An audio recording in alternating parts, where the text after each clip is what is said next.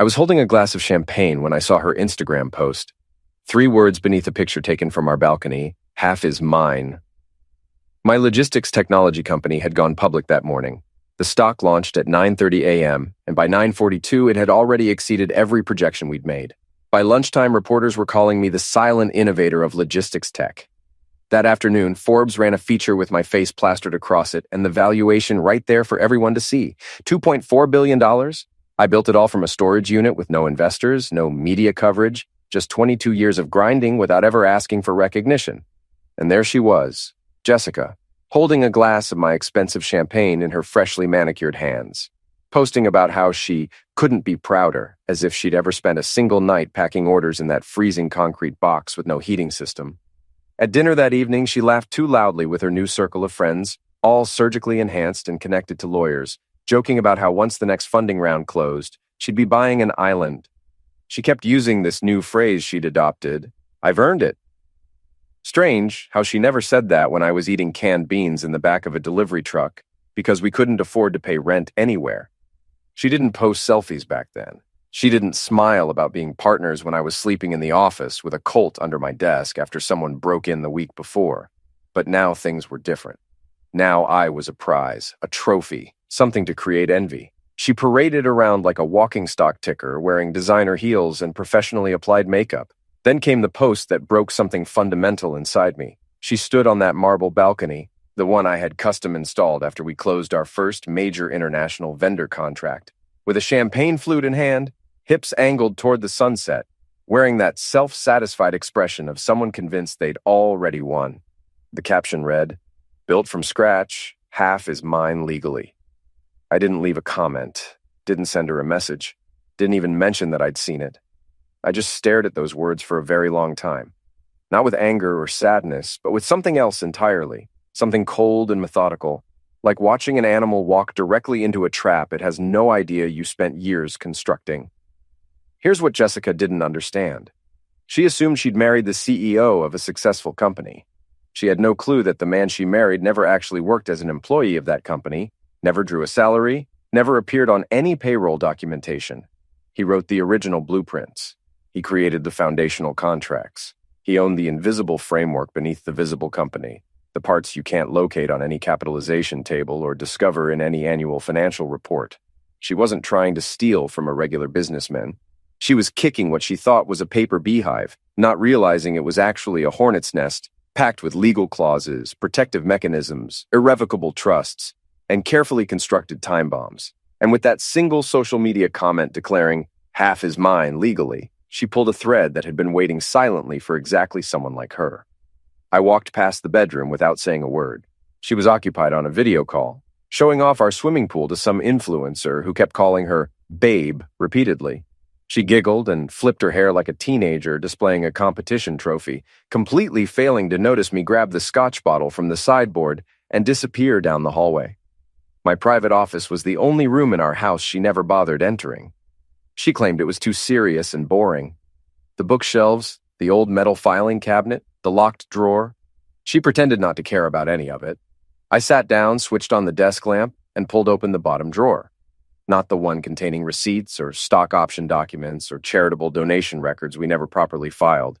No, the drawer hidden beneath that one.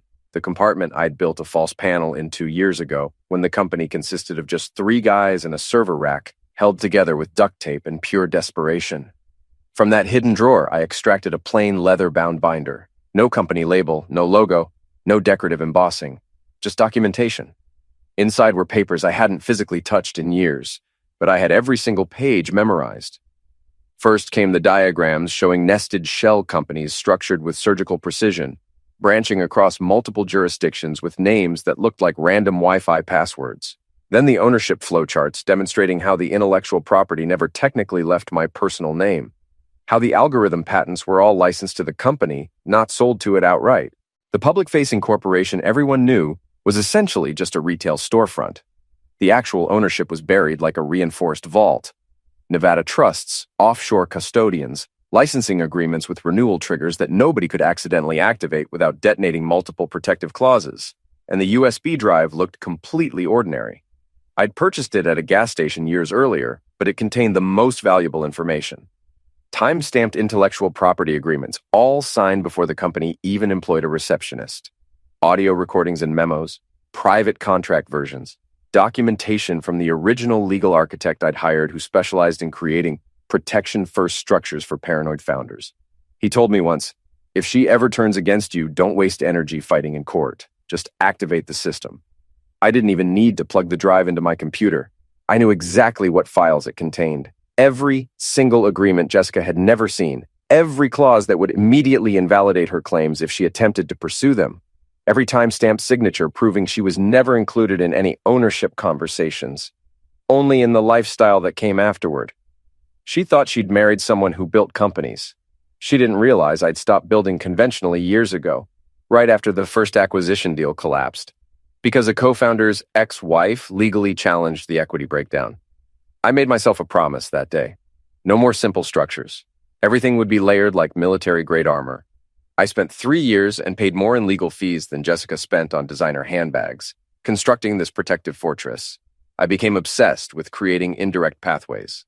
Our technology's intellectual property was licensed to the main operating company, but actually held by a completely separate private vehicle. My name never once appeared on any payroll stub. I drew consulting fees for 2 years through a registered firm in Wyoming, then stopped taking any payments entirely once the holding structure was fully complete. From the outside perspective, I appeared to be just a charismatic founder with poor posture and an interesting backstory. But behind every smiling photograph, every conference stage appearance, existed a massive stack of legal time bombs engineered to accomplish one specific objective: outlast any betrayal. It wasn't bitterness driving this, it wasn't paranoia, it was pure realism. I'd witnessed too many brilliant entrepreneurs get shredded in divorce court by people who once whispered loving words in their ears while secretly memorizing their account login credentials. Jessica never asked questions about the licensing arrangements, never wondered why I never received a W-2 tax form. She was too busy enjoying the lifestyle narrative. She loved being identified as the founder's wife. The fancy dinners, the board meetings, the magazine interviews where she got to use words like "we" and "our journey" and "our beautiful home." She saw herself as the co-architect of everything, but she never actually looked at the blueprints. And now she was stepping directly into a battlefield constructed entirely from paper clauses and reinforced silence. Every contract she never bothered reading was a tripwire. Every social media post she published was a breadcrumb leading her straight toward them. She thought she was divorcing a husband. She was actually picking a fight with a ghost entity hidden inside a dozen different limited liability companies. And I was finished pretending that wasn't exactly according to plan. Years before she ever spoke the word divorce, I stood barefoot in a cheap hotel room in Reno at 2:14 in the morning, staring at the blinking cursor on a legal intake form. My flight had been delayed, and the hotel reeked of stale coffee and regrettable decisions.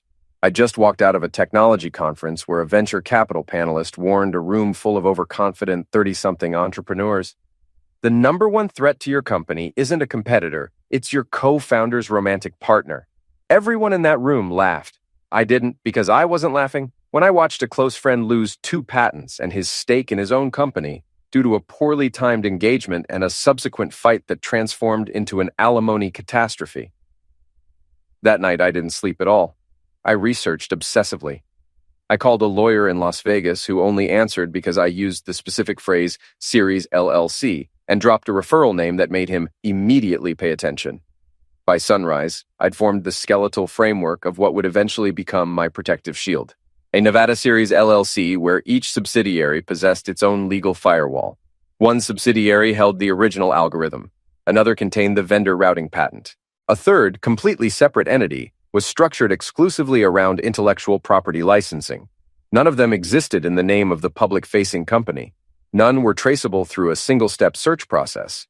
And every single one of them fed ownership benefits directly to one private trust, mine. The company name everyone recognized, the one the media loved covering. That was essentially a leased identity. I engineered it that way, deliberately. A legally distinct, entirely public-facing shell that operated under renewable contracts and borrowed authority from the real operational machinery buried 5 structural levels below the surface. Think of it this way. She married the showroom. I lived in the basement where the actual blueprints were hidden. She was present for the press photo opportunity when we opened our second campus building. What she didn't know was that the land wasn't owned by the company at all. It was owned by a private real estate LLC I'd formed with the Intellectual Property Trust as the beneficiary. The company paid monthly rent to that holding company, which then paid dividends to a blind trust.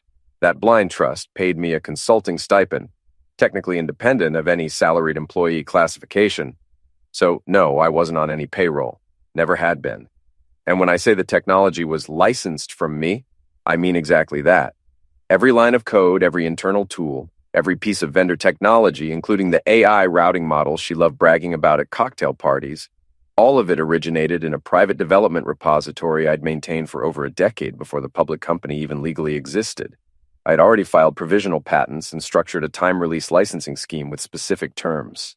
And here's the critical part. Every licensing agreement contained sunset clauses. This meant that if a divorce, civil dispute, or public ownership claim occurred involving either the company or myself personally, the license could be revoked immediately.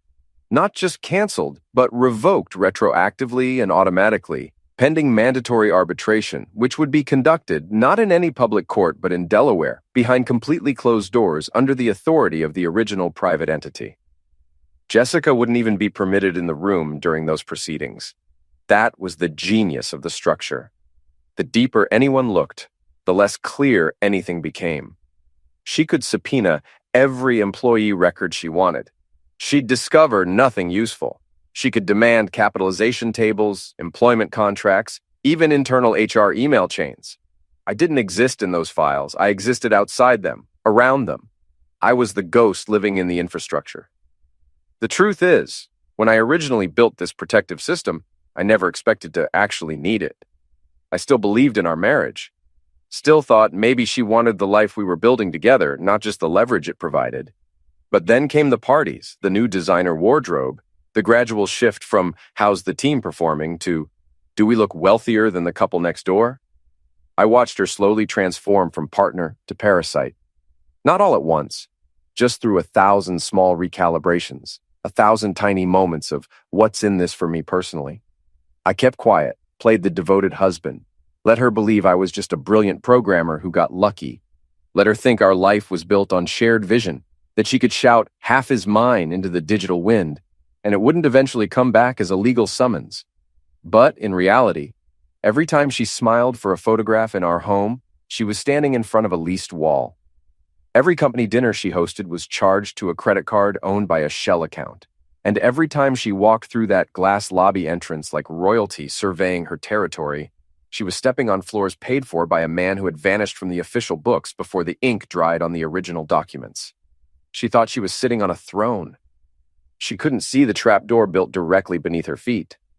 She didn't call first, didn't send a text message, didn't leave a note on the marble kitchen counter.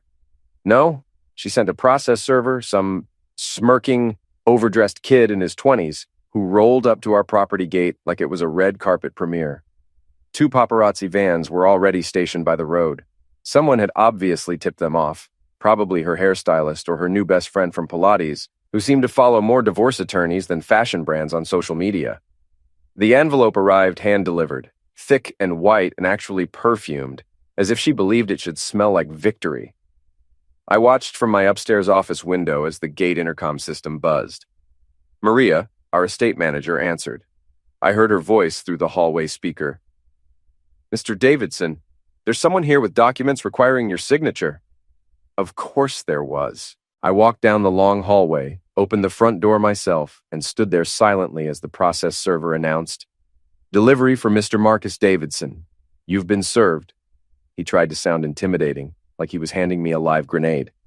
I took the packet, nodded once, and closed the door. No facial expression, no dramatic reaction. Then I walked straight to my office, placed the envelope on my scanner, closed the lid, and hit the button. The machine clicked methodically, rendering each page into digital format. I saved it as a single PDF file with no edits, named the folder Clause 17B_activated, and dropped the file inside. Then I leaned back in my chair and stared at the wall, because here's what nobody told her lawyer, and what she never bothered asking about. 4 years ago, buried inside the original intellectual property licensing contract between the Core Holding Trust And the public-facing corporation was a clause so obscure and boring, tucked beneath renewal terms and arbitration procedures that nobody ever read it carefully. Clause 17B. It stated, any legal or adversarial claim filed by a related party against the core license holder shall constitute immediate breach, resulting in automatic revocation of shared use privileges, data access, and internal company communications retroactive to the date of filing. Translation: she had just destroyed her own access to everything, and her attorney, with his courtroom confidence and expensive espresso breath, had absolutely no clue what he'd just triggered. The irony was that I'd actually warned her once. Not directly, but during one of our late-night wine conversations back when we still talked like partners, she'd asked what would happen if a lawsuit ever came from inside the house. I told her, half joking, "You'd better hope it doesn't. The licensing arrangements aren't friendly." She laughed. She thought I meant financial penalties. She didn't understand that the penalties were automated, pre-programmed, silent. That once she signed her name and submitted that legal filing, the system would handle everything else without me needing to lift a finger. No password resets, no manual approvals, just tripwire detonation. And now that she'd pulled the trigger, the entire security matrix built across 5 states and 3 countries was already adjusting automatically. Her company login credentials were being flagged. Her cloud access was scheduled for complete purge. Her building access badge was being reclassified as inactive. Internal communication channels were revoking her permissions in real time. Even her assistant's Slack login, which was tied to her permissions structure, would be terminated by midnight. It wasn't personal. It was architecture, pure system design. I didn't scream or cry or even call my attorney. He already knew what was happening because we'd planned for this exact scenario years ago. The folder name hadn't changed since I first created it. It had been waiting patiently. What Jessica filed wasn't just a divorce petition. It was the launch code for a system designed to protect everything I'd built. She thought she was stepping into court for an equitable asset split. She didn't know she was trespassing on a private licensing agreement, one she'd never read, never asked about, and never imagined could retaliate harder than any prenuptial agreement ever could. And the moment her signature hit the court docket, everything she thought she had legitimate claim to started slipping through her fingers, not with drama, but with cold legal silence. The kind of silence you can't argue against or scream over. 2 days after the filing, she drove up to the office building in her white luxury SUV, the same vehicle she'd insisted on ordering fully loaded so she could look appropriate at leadership summits she was never actually invited to attend. She parked in the reserved founder spot, which she'd never been officially listed under, and marched past the security booth without making eye contact. She wore her statement blazer, the red one she saved for investor dinners and practiced TED Talks she rehearsed in front of mirrors. Her heels clicked against the lobby tile like gunfire. She waved her access badge at the glass entrance doors. Nothing happened. No green light, no buzzing sound, no welcoming tone, just a red flash and a quiet beep, like a digital shrug. She frowned and tried again. Another red flash. The receptionist, a new employee barely 25 years old, looked up with confusion but remained calm. "I'm sorry, ma'am, you're not in the system," she smirked. "That's ridiculous. I'm Mrs. Davidson. This is my company." The receptionist didn't flinch. "I'm sorry, you're not listed as a visitor either. If you'd like, I can call someone." "I don't need an escort," she snapped. "I helped build this place." The receptionist didn't argue, just picked up the phone and asked if facilities management wanted to handle the situation directly. They declined. That was the first visible crack in her confidence. She tried calling Daniel, the VP of operations, the same executive she'd once asked to reconfigure the entire executive floor to make her side of the building more aesthetically aligned with her personal brand. The call went straight to voicemail. Next, she called her lawyer. "This is exactly the intimidation tactic we expected," he said smugly. "Let them play hardball. We'll file an emergency access motion." She liked that word. Emergency. It made her feel like the sufferer in a drama she was directing, but by noon, her devices started malfunctioning. First her laptop. The moment she logged into the internal dashboard, error code, account disabled. She tried accessing archived notes. Gone. She opened Slack. Her profile had completely vanished as if she'd never existed. Then the cloud storage drive. She refreshed repeatedly. Blank folders, access revoked. The presentation she'd been preparing for an upcoming Women in Tech event was replaced with a system message: access denied, user not recognized. She checked her phone. The work email she'd been forwarding to her private inbox had all archive threads blocked and auto-purged. She called the IT help desk directly. "Hi, this is Jessica Davidson. Sorry, we can't confirm employee details without a current badge ID." "I am Jessica Davidson. I'm sorry, ma'am, you'll need to speak with HR." But human resources already had their instructions. Quiet instructions, long prepared. The moment Clause 17B was triggered, internal compliance tools activated automatically, access lists updated, audit trails locked. Her credentials were flagged as terminated with prejudice, an internal designation used exclusively for hostile actors or breach of contract parties. To the system, she wasn't a co-founder's wife anymore. She was a security threat. She sat in the front seat of her SUV, fingers trembling as she refreshed her screen over and over, desperately trying to log into something, anything that would give her a foothold. Still nothing. She texted her assistant, Emily, because yes, she'd actually renamed her assistant Emily Jr. as a branding joke. But the text didn't go through. Green bubble, unregistered. Her assistant's number had been wiped from the internal phone directory. Even her email signature had vanished from recent message replies. She checked the company directory online. No mention of her, not even as a board advisor. Her biography had been replaced with an empty placeholder. She was now classified as a former contributor. She didn't understand how she could be locked out of something she'd helped present, promote, smile for, wave at in photographs. She didn't know that every email she'd ever sent from her company address was technically routed through a third-party server under the IP licensing umbrella. She didn't know the photos on the company website were under a brand usage license, and that license had expired the moment her legal filing was timestamped. And she definitely didn't know that every trace of her access had been mapped, scheduled, and programmed to vanish exactly 2 business days after trigger conditions were met. She thought she was being punished personally. She didn't understand this wasn't personal at all. This was simply the machine turning off a compromised terminal. And for the first time, her anger transformed into something else entirely. Not confusion or frustration, but fear. The kind of fear that arrives when you realize you've been trespassing in a world that was never actually yours. And now the walls are folding inward, not loudly, not quickly, but methodically with no exits remaining. 3 weeks later, she walked into the courthouse like it was a product launch party. Fresh professional blowout, designer suit with matching clutch. Even her walk was different. Theatrical and purposeful. Her legal team flanked her like a presidential security detail, all dark suits and smug efficiency. The lead attorney, Richard Stone, partner at a firm so expensive they literally charged clients for bottled water, actually laughed when he glanced at the court docket. "This'll be finished in an hour," he said to one of his associates, loud enough for the echo to carry down the hallway. She smirked like she believed it completely. Her confidence looked surgical, practiced. She greeted the bailiff like a regular attendee, crossed her legs precisely when she sat at the petitioner's table. She pulled out a sleek leather notepad, clicked her expensive pen, and leaned over to whisper something rehearsed to Stone, who chuckled in response.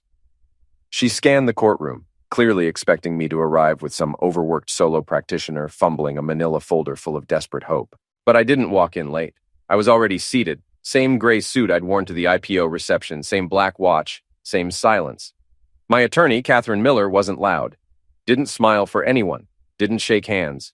She carried only one object, a sealed navy blue envelope, standard legal size, unmarked except for a date printed in silver ink on the flap. The judge entered, and everyone rose.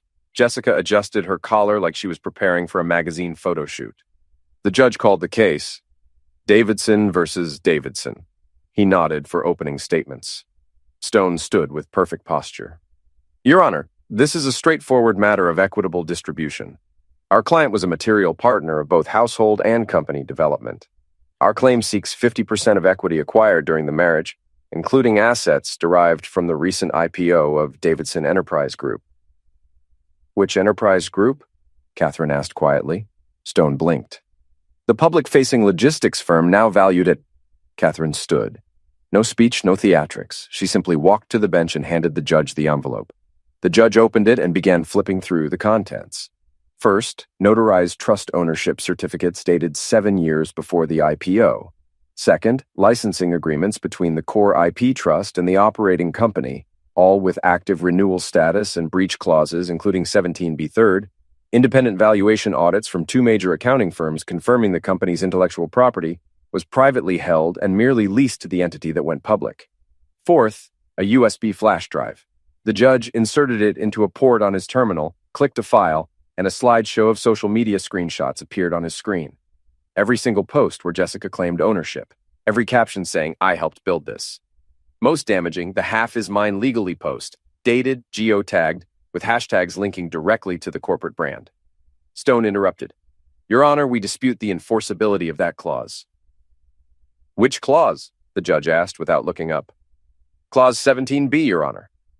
The judge finally paused, adjusted his glasses, and said, "The clause that voids shared access and removes benefit claims for any party who files adversarial action while using licensed assets? That clause?" He clicked to the next page. A compliance memo signed by the original license drafters, stating in explicit terms that Clause 17b activates automatically upon legal filing. Assets revert, access dissolves, and any claims made while still utilizing said assets may constitute breach, not entitlement. He turned directly to Stone. "You do realize this clause has legal precedent. It's been upheld in federal court twice. You didn't think to research that." From her side of the table, Jessica shifted slightly, like her spine was beginning to sense the structural crack forming at its base. Stone muttered something about interpretation and intent, but nobody was listening anymore. Catherine remained seated, hands folded, not even glancing in my direction. The envelope was doing all the talking. The judge flipped through the final exhibit, a copy of Jessica's notarized signature on estate renovation documents that included a small clause about the IP licensing agreement as a household expenditure exception, effectively confirming she knew the brand was leased, not owned outright. Her initials appeared right there twice. I leaned back slightly. Not smug, not gloating, just still, because I didn't need to win an argument. I'd already won before she filed, and now she was beginning to realize this wasn't a negotiation or a settlement discussion. This was a quiet execution of paperwork she'd never understood, and every smile she'd posted on social media was now evidence in her own disqualification. The judge spoke calmly, almost conversational. "Ma'am, do you understand the nature of Clause 17b? She blinked. It was the first time in this entire performance that her smile didn't know what to do with itself. She opened her mouth slightly, then looked to Stone. He shifted in his seat, coughed, straightened his tie.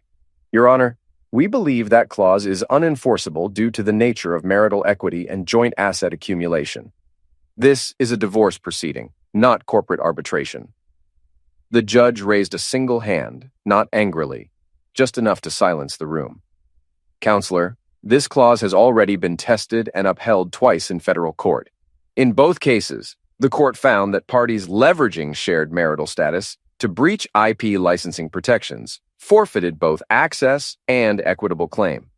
You did read the precedent filings, didn't you?" Stone's mouth tightened.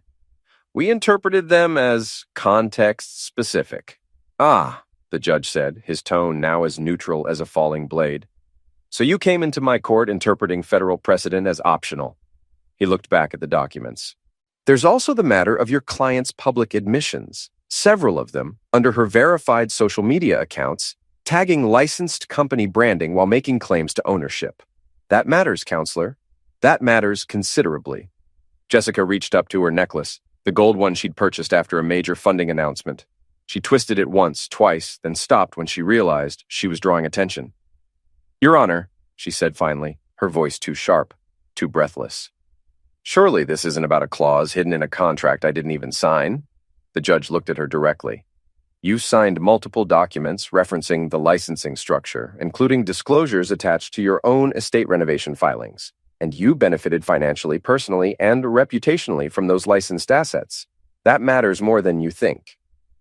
"I never understood the details," she muttered, grasping for sympathy.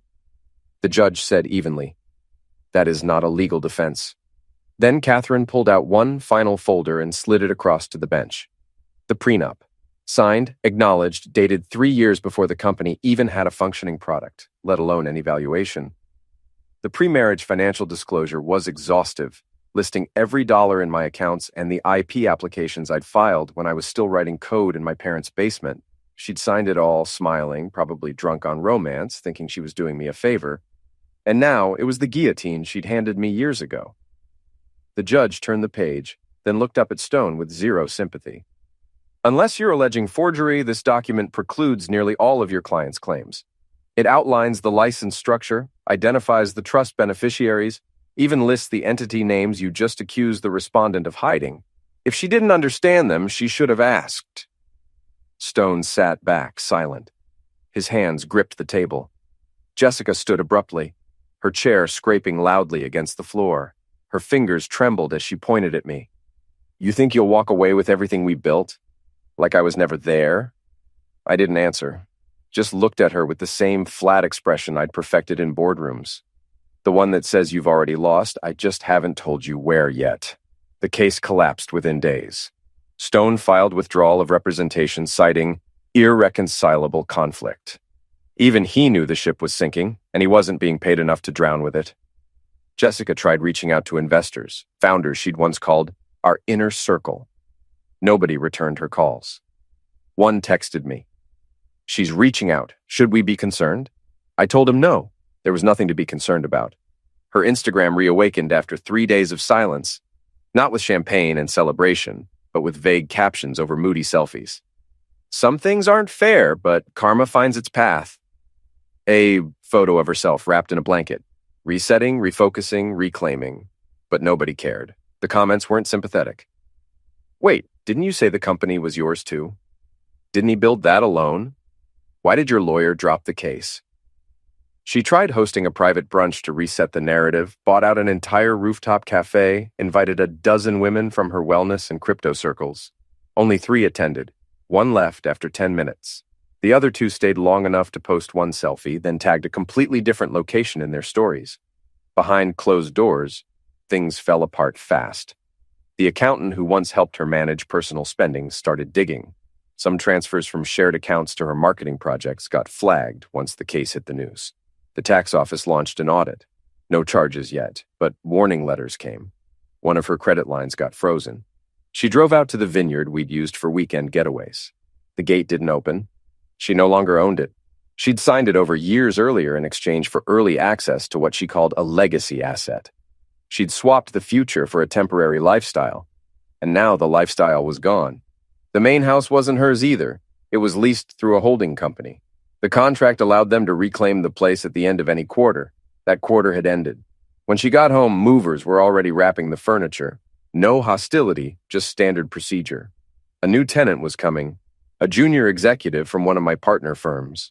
The lease had transferred. Her name wasn't on anything. She argued with the moving crew. The foreman handed her the papers. She wasn't listed anywhere. Later that night, she made one last post online. No selfies, no location tags, just black text on a white background. "Be careful who you build with. They might bury you under the foundation." I didn't respond. Nobody else did either. No messages of support. Only screenshots passed around in group chats and whispered about at dinners. She wasn't an influencer anymore. She was a warning. The final hearing felt dull, almost routine. She didn't look like the polished woman from the first session. No styled hair, nail polish chipped, a loose gray cardigan, red eyes, not from tears, but from fatigue, legal exhaustion, public silence, private collapse.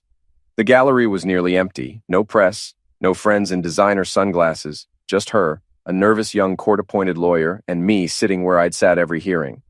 The judge entered like this was just another file on his desk. He flipped through the thick stack of documents Catherine had submitted, a full breakdown of ownership, valuations, and triggered clauses. He skimmed a page and let out a small laugh. "Ma'am," he said, "this clearly contradicts your claim. It says the respondent was never employed, contracted, or salaried by the company in question." Jessica froze, blinking.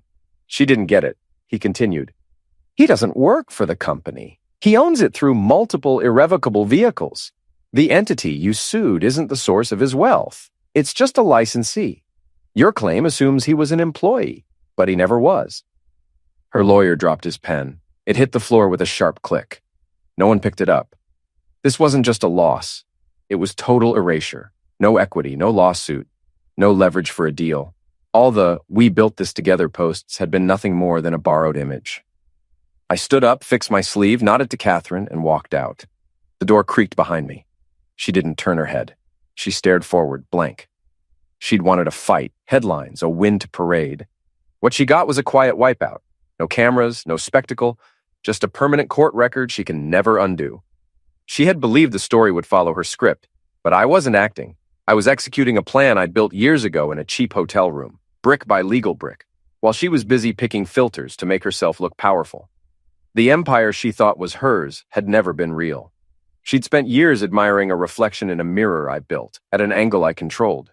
Now that truth lived in court records, tax files, and every legal database that mattered. She'd walked in expecting half. She walked out with nothing but the cold reality that she'd never understood the thing she married. Not a man, but a structure. Not a shared empire, but a well-guarded illusion built to survive betrayal. I held a cold champagne glass on the marble balcony she used to pose on. The city skyline stretched before me. My company's logo gleamed on 3 buildings. She never knew who actually owned them. Every asset was hidden behind layers of legal walls she'd never cared to learn about. She thought half belonged to her. It never did. By the time she realized where the treasure really was, every map was fake and every door was locked long ago.